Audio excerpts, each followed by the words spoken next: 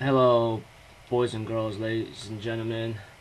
Good evening. I am going to do a review on Nanana's Buried Treasures new episode, and when I took a look at this episode, I was like pretty shocked right there. I mean, there are many things that I don't even know of, not even like many of us might have been surprised about, and overall when I watched this episode, it kind of got me thinking about many questions and theories of what's going on, and of course, maybe some of those theories and questions have been already answered, though.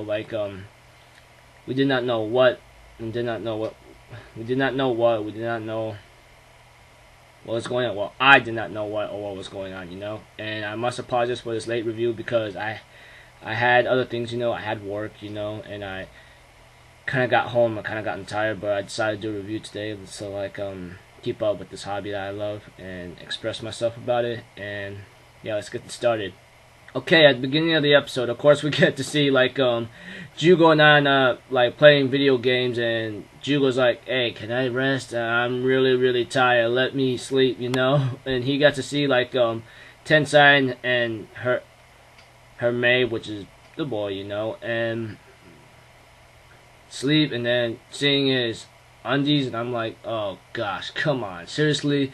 And later on, after the opening and so forth, we get to see a familiar face that Jugo became the delivery boy and so forth. And later, by that time, it's pretty hilarious of what was going on here. And of course, he was about to take a tour, except Jugo says, "Hey, let me come along," and then Tetsu-kun or something. Tetsu's like, "Hey man, I'm so glad I did not befriend you," or something. He ends up seeing Saki attacked. He gets down there and he was about to punch the teacher, but he punched Jugo instead. And I'm like, wow man, this guy is pretty crazy and intense right now.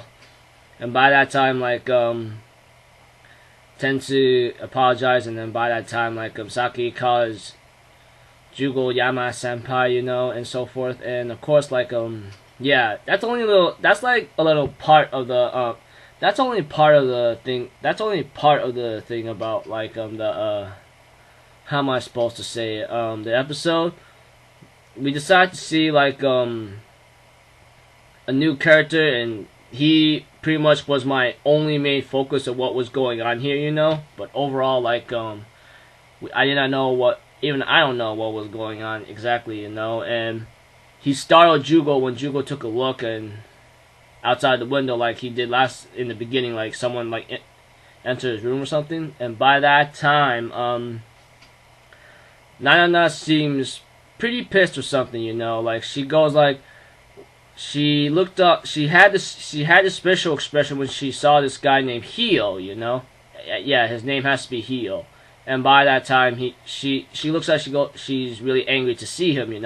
I did not know why, but even for me, even as a reviewer or trying to look into it, I did not know what was going on. And then, of course, the girl that's in charge of the happy house as a landlady chases after him, says, "Pay your freaking rent," And by that time, chases after him, and then, and Nanana asked Jugo, "Hey, can you buy me some pudding?" It's like that voice right there, that voice she has, and the facial expression that I cannot take a look at.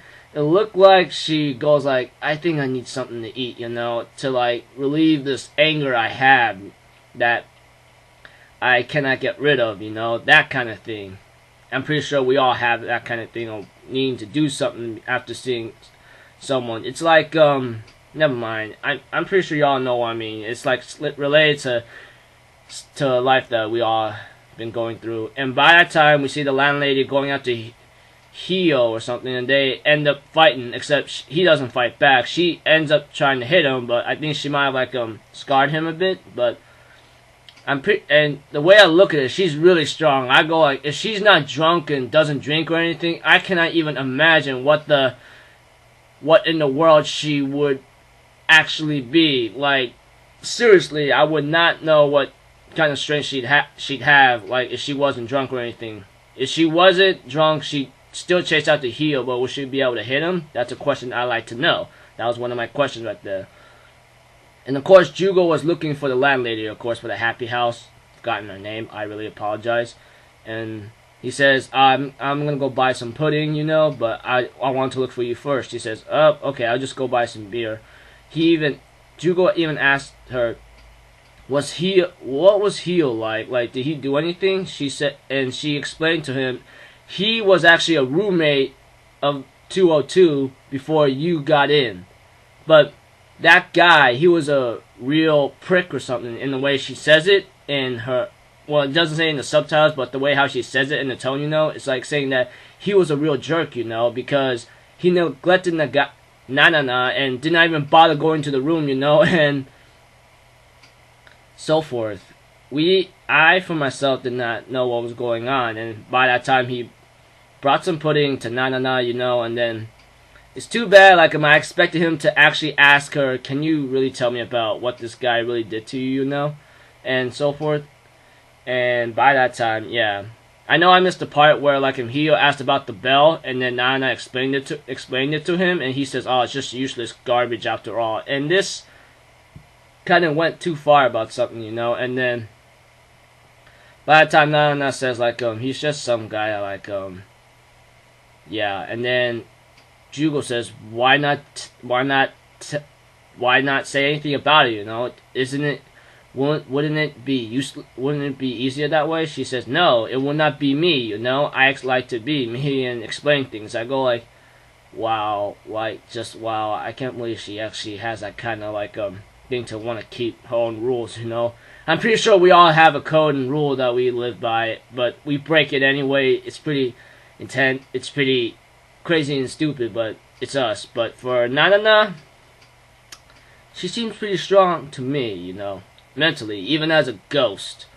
But I respect her a lot right there, And of course, like Jugo ends up hanging out with Tetsuko and Saki at an arcade, and then Jugo ends up having a talk with Hio for a bit, and by that time he asks him a couple questions. Do you like winning or losing? And Jugo says, of course, winning. And I go like, of course winning is like one of our one things too, And he ends up leaving saying he lost 10,000. I go like, wow, just wow. And by that time, like Hio introduces himself to Saki, and Saki was like really fearful, and Tetsuko says, get your hands off her. He says, I'm not gonna do anything to her, you boyfriend or something. He goes like, I am not her boyfriend. Tetsuko thinking, and Tetsuko or like Saki's guardian, I could call it, tells Jugo Saki has a great fear of men, and Hio comes into the adventure club, and later like trash talked about it, especially the main president, and right there when I look at it, it's like, holy darn, I didn't know he was this rough. And he left, and then the president tells Kogataru or something or his assistant, one of his assistants, to follow Hio. But if the moment you see him, you had better run, because he is one of the most proficient members of the Nana's collection hunting or something. He knows how to use the items, And the way I look at it, I go like, this is going to be a tough opponent then, I don't know what he's planning, but it seems really evil, and he could cause major damage and harm to the Adventure Club and many others, which is to my theory, When I looked at this episode, I did not expect it to be this tense, I did not expect another character to be a main focus for me to even take a look at. I'm thinking to myself, who is this guy? What did he do? Why is he so cold? Why is he so cold or something, and so forth. So that's only one thing I could say, I hope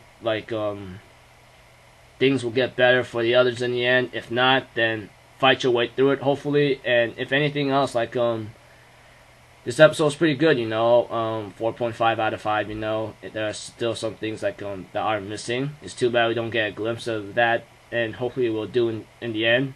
I am Alpha Zero Forum. I hope all of you enjoyed your day and having a good summer right now. As for me, kind of getting tired, but I'm gonna hang in there. Alright, gotta go. Cutting out. Later.